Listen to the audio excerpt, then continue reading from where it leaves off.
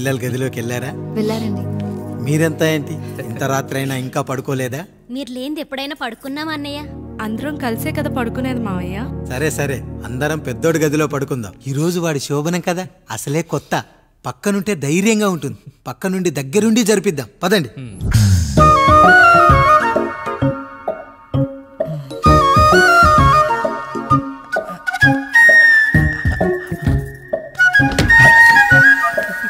కానివ్వండి రా, కానివ్వండి కానివ్వండి. మీరేంటి మావయ్య ఇక్కడ పడుకుంటున్నారు? అదేంటమ్మా పెద్దోడా, చెప్పలేదా? మేమంతా కలిసే పడుకుంటామమ్మా. నువ్వు మాతో పాటే. అవును భార్గవి. మీరు ఊరుకోండి. మీరు ఇక్కడ పడుకోవడం నాకు ఇష్టం లేదు మావయ్య.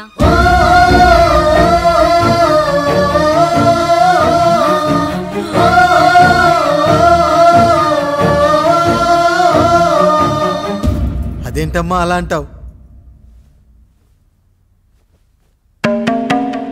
ఎన్నో చూసాం, ఎన్నో చేశాం.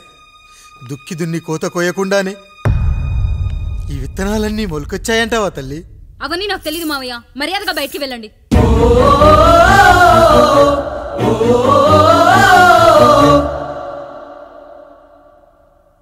కనీసం ఆ మూలనైనా పడుకుంటామమ్మా. నువ్వైనా చెప్పరా పెద్దోడా? అంటే తను ఇబ్బంది పడుతుంది కదా నాన్న.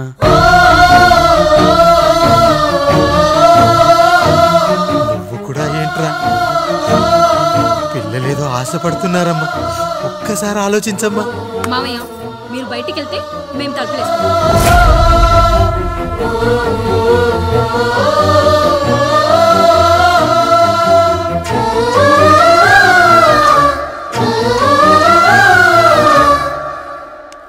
వేసుకోండి అమ్మా, వేసుకోండి.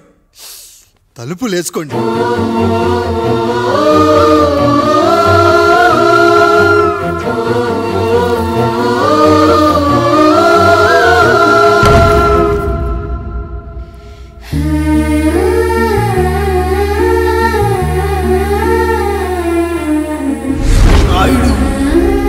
బిడ్డలు జాగ్రత్త. ఈ రోజు నుంచి వీళ్ళంతా నీ తమ్ముళ్ళు చెల్లెళ్ళు కాదు, నీ బిడ్డలు.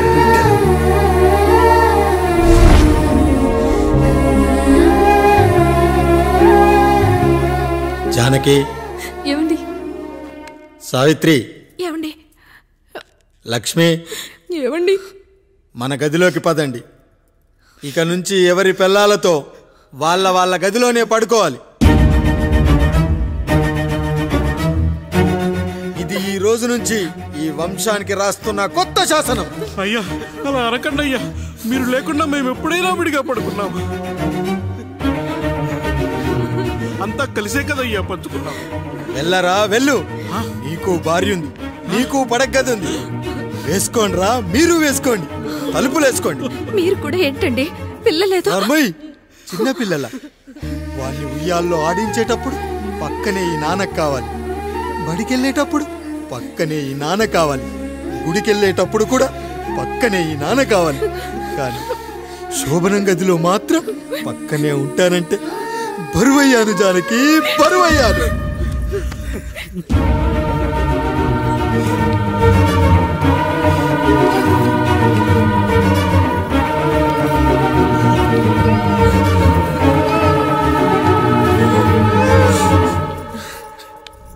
ఏంటండి ఇంకా అదే ఆలోచిస్తున్నారా? ఎలా మర్చిపోగలను లక్ష్మి? జరిగింది ఏదో జరిగిపోయింది. మీరు బాధపడకండి. ఎంత మాట అన్నాడో చూసావా? నా భార్య ఇబ్బంది పడుతుంది, బయటికెళ్ళండి నాన్న అన్నాడు. వాణ్ణి ఎలా పెంచాను? చదువుకుంటే పై చదువులకు వాడు వేరే ఊరు వెళ్లాల్సి వస్తుందని చదివే మాన్పించేశాను. జ్వరం వస్తే ఆ మాత్రలు చేదుగా ఉంటాయని నేనే మింగాను. నోరు తెరిచి అమ్మ కావాలన్నప్పుడల్లా ఎంతమంది అమ్మల్నిచ్చాను. నాన్న అన్న ప్రతిసారి నాన్నల్ని ఇవ్వలేకపోయానని వాడికి నా మీద కోపమో ఏమో జానకి.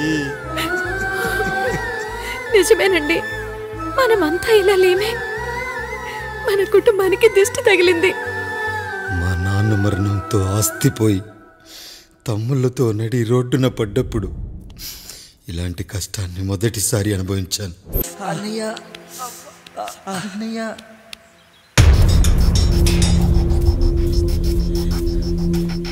అయ్యా అయ్యా, ఏంట్రా? రోడ్డు మీద కాలు కాలుతున్నా సరే తమ్ముళ్ళు చెప్పులు లేకుండా నడుస్తున్నారయ్యా, చెప్పులు లేకుండా నడుస్తున్నారయ్యా.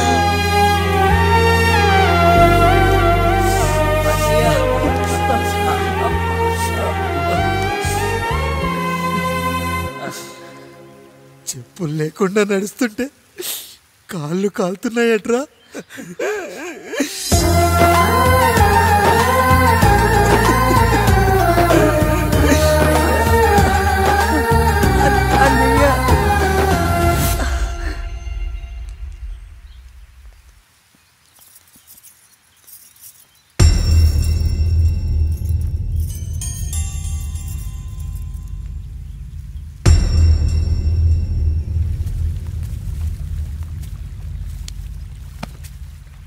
ఏరా కాముడు, అయ్యా బాధపడుతున్నావా? పెళ్ళేమైనా చేయమంటావా? వద్దులేండి అయ్యా, నాకు ఇది ఉందిగా చాలు, దీంతో నేను ఎలాగోలా సరిపెట్టుకుంటాను. దీనితో పాటు జీవితంలో నీకు ఓ తోడు కావాలి. రే గంటోడా, అయ్యా ఇక నుంచి కష్టాల్లో సుఖాల్లో వీడికి అన్నీ నువ్వేరా. మీరు శాసించాక నేను వేరే ఏదైనా ఆశించగలనా పెద్దయ్యా?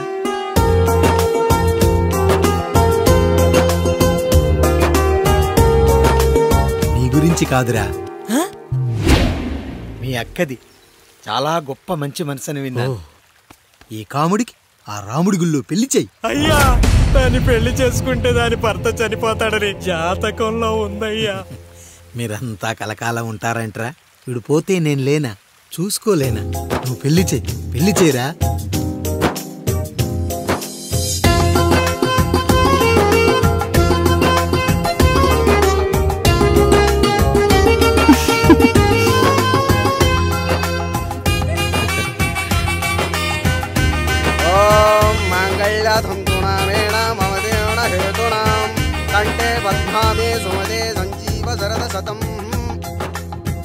అయ్యా, ఏంట్రా? మీ చేత్తో నాకు దొంగగా జీవితాన్ని ఇచ్చారు, ఇప్పుడు ఒక భర్తగా భార్యనిచ్చారు. అదే బంగారు చేత్తో ఒక్క ముడివేసి పెట్టండి అయ్యా, మీ నీడను మేము చల్లగా ఉంటాం. రెట్టలకు పిట్టై లోలోనే దాచే అందం, మట్టలకు చెట్టై పట్టుంచే సంబంధం, చుట్టలకు పెట్టై దాచుంచే ఓ సుమగంధం, గట్టుపై తొట్టై నీరిచ్చే అనుబంధం, సిగలో చుండ్రల్లే లోతైనది బంధం, దులిపే బలమున్నా అది రాలిపోని నేటి సంబంధం. ఏంటి బుజ్జి, ఏమైంది? పండు, నీకు పెళ్లి చేసిన మరుక్షణం నీ భర్త చనిపోతాడని జాతకంలో ఉంటే ఆయన నన్ను నీకిచ్చి పెళ్లి చేశారు. నేను పోతే నా భార్య పరిస్థితి ఏంటయ్యా అని అడిగితే నేను లేనారా అన్నారు. ఆయన చేసిన త్యాగం మామూలు త్యాగం కాదు. ఒకవేళ పొరపాటున నాకేమైనా జరిగితే? అయ్యయ్యో, అంత మాట అనకండి. మీరు వేరే చెప్పాలా? మొన్నటిదాకా తమ్ముడు, ఇప్పుడు ఈ కాముడు, తర్వాత రాయుడు. ఒరేయ్ కాముడు, పెళ్ళైన దగ్గర నుంచి మీరు సరదాగా గడిపిందే లేదు. మీరిద్దరూ సరదాగా హనీమూన్కి వెళ్ళిరండి. ఏ ఊటీకో కొడైకెనాల్కో. ఇదిగో టికెట్లు. అయ్యా, మీరు దేవుడయ్యా. ఇక్కడ పనులాగకుండా నువ్వు ముందుగా వెళ్ళిరా. నువ్వు తిరిగి వచ్చిన తర్వాత పండు వెళ్తుందిరా. అయ్యా, ఒక పని మనిషిని మీరు ఇంతగా ఆదరిస్తున్నారయ్యా. నువ్వు పని మనిషి ఏంటి పండు? నీలాంటి స్త్రీమూర్తిని ప్రతి మగాడు అమ్మలా చూసుకోవాలి. ఇక నుంచి నా బిడ్డలు నిన్ను అమ్మా అని పిలుస్తారు, అమ్మలా చూసుకుంటారు. ఏమంటావు జానకి? రెట్టలకు పిట్టై లోలోనే దాచే అందం, మట్టలకు చెట్టై పట్టుంచే సంబంధం, చుట్టలకు పెట్టై దాచుంచే ఓ సుమగంధం, ఎంత బాధగా ఉంటుంది అన్నయ్యకి ఇంకెంత బాధగా ఉంటుంది. సిగలో చుండ్రల్లే ఈ బాధ నా బాధ కాదట్రా. దులిపే బలమున్నా అది రాలిపోని నేటి సంబంధం.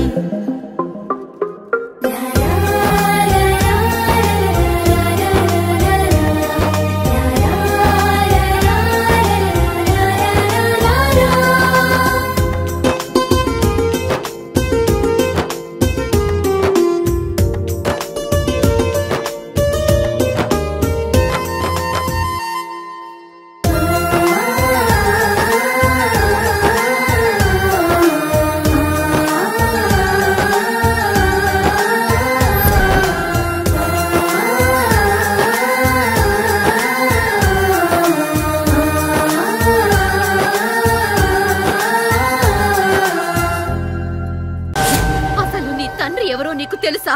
తెలుసా? ఇదిగో ఈ కాముడేరా నీ తండ్రి. గేదె నల్లగా ఉన్నంత మాత్రాన పాలు తెల్లగా ఎలా ఉన్నాయనే కదరా నీ ప్రశ్న. దానికి సమాధానం చెప్పాలంటే ఒక వర్షం కురిసిన రాత్రి నేను 9వ నెల బాలింతగా ఉన్నప్పుడు. పండు పండు ఇదిగో. ఏమిటండి ఇది? నిద్రలేస్తే నేను, బయటికెళ్తే గంటోడు, పక్కకెళ్తే పాలేరు, ఎప్పుడూ తిరిగే తాయారు. రోజు మమ్మల్ని చూసి చూసి బిడ్డ కూడా చిట్టుమొహం వేసుకుని పుడతాడేమో అని భయంగా ఉంది. కడుపులో ఉన్నప్పుడు మనం ఎవరి మొహాలైతే చూస్తామో అచ్చం వారి పోలికలతోనే పుడతారంటారు. పొరపాటున నా పోలికలతో పుడితే? అదేంటి కాముడు, నీకేం తక్కువ? జుట్టు ఉండాల్సిన చోట లేకుండా అవసరం లేని చోట విపరీతంగా పెరిగిపోతుంది. మనకు పుట్టబోయే బిడ్డ గొప్ప అందగాడై ఉండాలి. ఇదిగో రోజు ఈ దేవుడి ఫోటోలు చూడు, వాళ్ళలాగే అందంగా పుడతాడు. కడుపుతో ఉన్నప్పుడు ఎవరి ఫోటో చూస్తే ఆ పోలికలతో బిడ్డ పుడతాడా? కనిపించని దేవుడి పోలికలు నా బిడ్డకెందుకు? ఈ ఊరికి దేవుడు రాయుడు. నా బిడ్డ ఆయనలాగే పుట్టాలి, ఆయనలాగే పుట్టాలి.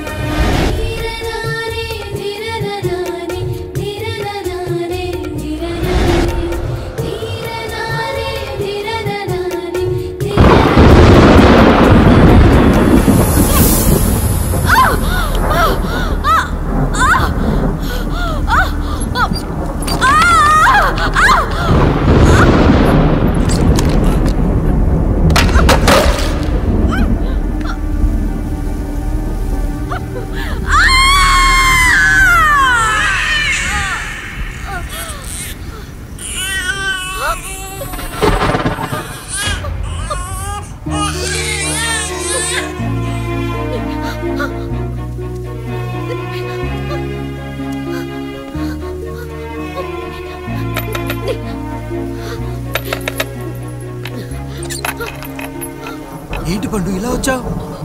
అయ్యా, తప్పు జరిగిపోయింది పెద్దయ్యా. ఏం జరిగింది? అసలే నువ్వు ఒట్టి మనిషి కూడా కాదు. ఒక్కసారి ఇటు చూడండి అయ్యా.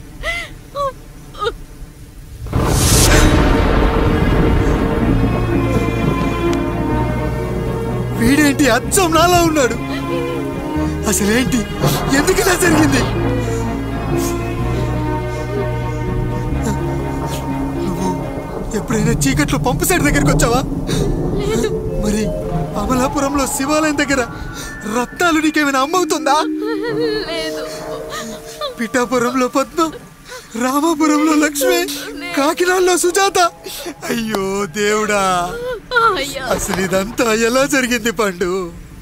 అయ్యా, ఇదంతా కాముడి వల్లే అయ్యా, కాముడి వల్లే. కాముడా? కాముడి కుటుంబానికి నాకు ఏం గుర్తు రావట్లేదే. ఎన్నని గుర్తు పెట్టుకోగలను నేను మాత్రం? అయ్యా, అది కాదయ్యా.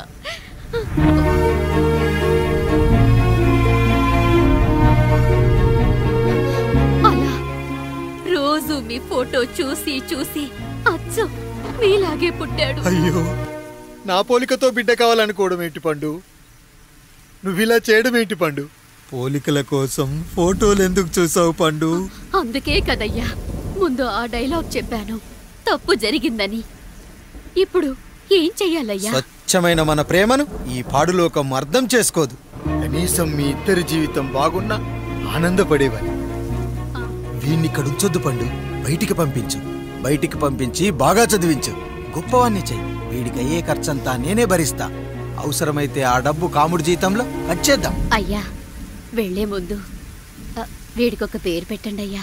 వీడు ఇంకో రాయుడు, అంటే ఇంగ్లీష్లో అండ్ రాయుడు, అండ్ రాయుడు.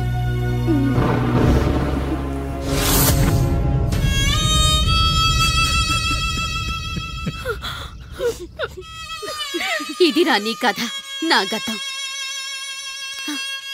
నిన్ను చదివించడం కోసం ఆయన మీ నాన్న జీతంలోంచి నెలకి 3000, 4000 కోసేసిచ్చేవారు. అప్పుడు ఆయన పడిన బాధ మగవాడు కూడా పడకూడదు. చూసావారా, దేవుడు లాంటి పెద్దయ్యని అనవసరంగా అనుమానించు ఎంత పెద్ద తప్పు చేశావో అర్థమైందా?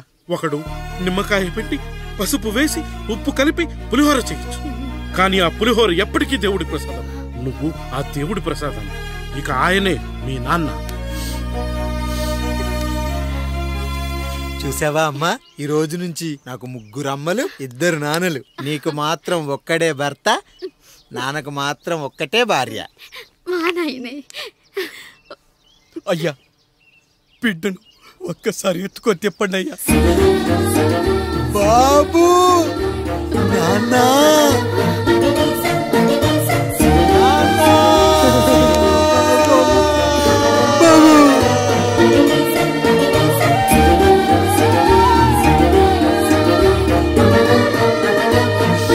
నన్ను క్షమించు నాన్న. ఇప్పటికైనా నిజం అర్థం చేసుకున్నావు. అది నాకు చాలురా, చాలు. చాలదు నాన్న, నిన్ను ఏలెత్తి చూపిన జనంతో చెయ్యెత్తి దండం పెట్టించాలి. అన్నయ్య కంటే ఆస్తి ముఖ్యమనుకున్న మన కుటుంబానికి గుణపాఠం నేర్పించాలి. ఇక నాకు వదిలేయ్ నాన్న, నేను చూసుకుంటా.